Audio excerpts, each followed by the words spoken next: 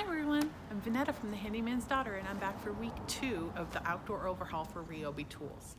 As you can see, I've done a lot of work back here this week, cleaning up and getting everything ready to make this the perfect backyard hangout spot. Let's take a quick look at my progress so far. I started off by trimming the lower tree branches with the Ryobi pole saw. This quick task instantly brightened up the space and gave us more headroom for the new patio. Then I switched attachments to the string trimmer to chop down all those weeds and vines. I even discovered buried treasure hidden in the foliage. Once all the overgrown plants were trimmed back, I finally got to play with the new Ryobi Vac Attack leaf vacuum. It sucked up all the debris quickly and easily, then mulched it down for easy disposal. It's like a dustbuster for your garden. These empty beds next to the house turn into a mud pit when it rains.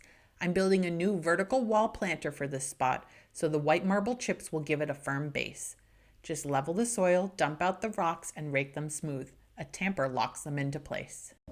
Well, it's time for me to get back to work. Don't forget to go to the link below to find out all the details on how you can win up to $500 in outdoor tools from Ryobi. Good luck!